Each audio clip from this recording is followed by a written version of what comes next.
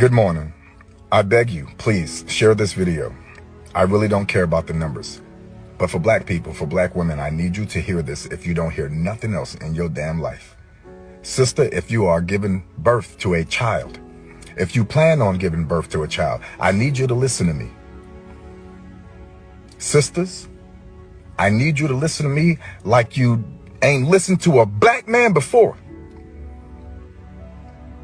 Don't you take your ass to a hospital that you done asked 1,000 questions before you stepped your ass in there. Do you hear me, sister? I worked in the ICU the other night. I'm normally a trauma medic in the emergency room, but I picked up a shift in the ICU. And we immediately got a sister in there who had an emergency C-section, and she had internal bleeding, hemorrhaging. Now the baby was taken out and the sister was brought up to the ICU and critical care. Critical condition. We could not figure out where she was bleeding from, and we were trying to keep this sister alive. I turned to the doctor at some point, doctor that does not look like us, and I say, doctor, can you come take a look at her stomach? It's getting really distended. And her BP, her blood pressure is not going down. That doctor looked at me and said, that's my patient. I'll be over there in a minute. 2 hours later, after this sister coded on that table 2 times and we had to get her back, we finally get her down to the operating room. And yeah, that hemorrhage that they thought they controlled with that emergency C-section was not controlled. She was still having internal bleeding, which was killing her. Black people, I need you to hear me. If you can take your black ass to Target, if you can go to Walmart, if you can buy and spend and do for all these corporations that don't give a damn about you, your black ass, your black community, your black race, you can ask questions for that black baby. I don't care if you think you're annoying, the doctor think you're annoying, the hospital think you're annoying. I don't care if God himself think you're annoying from asking too many questions. Ask the question, sister. Because there's going to be a certain point in that pregnancy where you ain't going to have the ability to ask not a damn thing, sister. It's going to be out of your hands. So while it's in your hands, sister, I'm going to need you to take control of that pregnancy. Black men, don't you let that woman go into that hospital and you don't know every inch of that building. You need to know if something goes wrong, who is going to put their hands on your woman, on your child. And other black people, if you work in the hospital, speak up. Say something. Yeah. And what you said, Black Rain, about that nurse, I wanted to cover that. I'll cover it. I'm gonna cover that with that white nurse that was breaking black babies' bones. And what this brother is saying, man, that let me just say off the top, this brother actually lost his job for this video. So this is verifiable that this brother, he lost his job for making this particular video.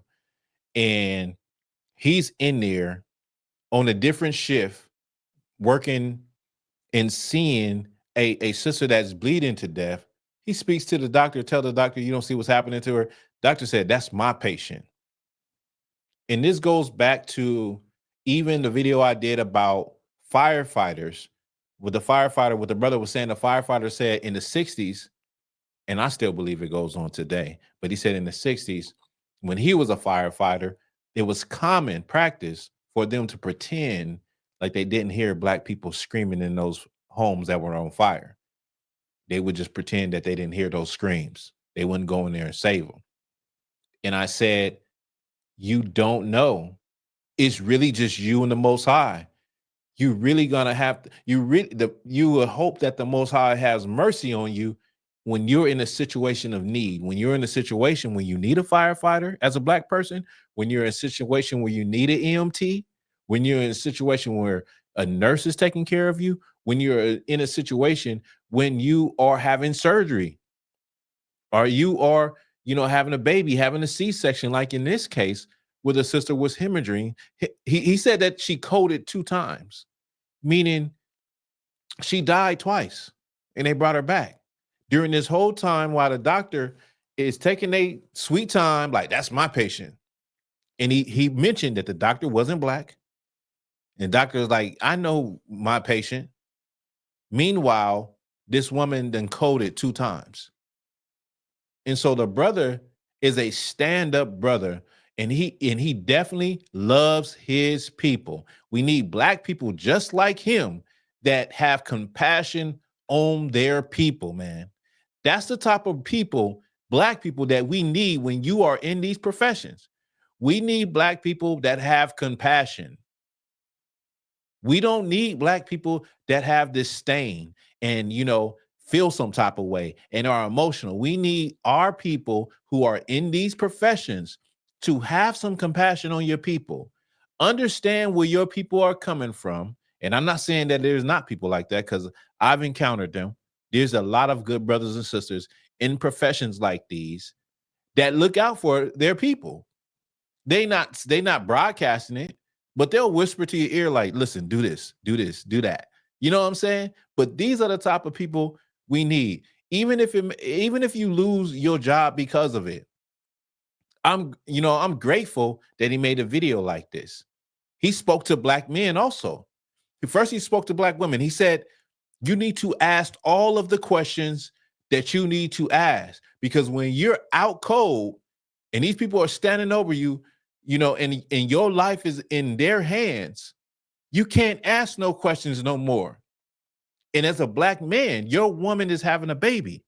You need to know every inch of that hospital. You need to know who is operating on your woman, on your wife. You need to know, you want to know these things.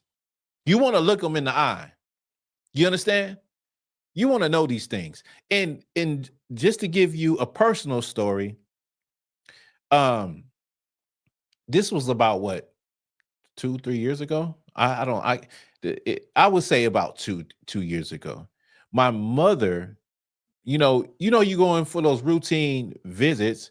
Well, they said that her thyroid was enlarged, right? But it wasn't something that was bothering her. It wasn't, anything wrong with her.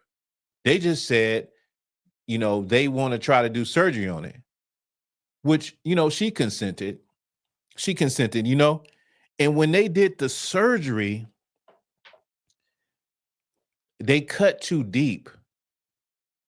And it cut some of the vocal cord. And so for a while, my mom didn't have no voice. She could talk, but it was really, messed up sounding. It wasn't her natural voice because of that surgery. And they said, if I can remember correctly, they said that they don't know if it's going to heal back, or if it's just, if it's going to take long, how long it's going to take or whatnot. I was so angry.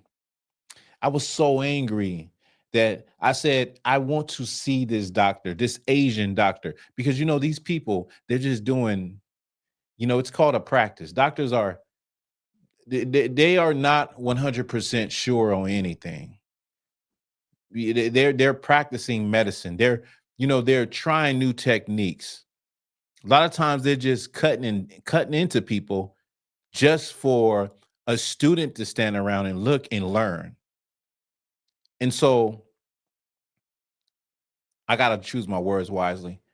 I thought of a scenario where, I come into that hospital and I grab that Asian and I grab the scalpel and I show him what it feels like for somebody to carve into you and you lose your voice.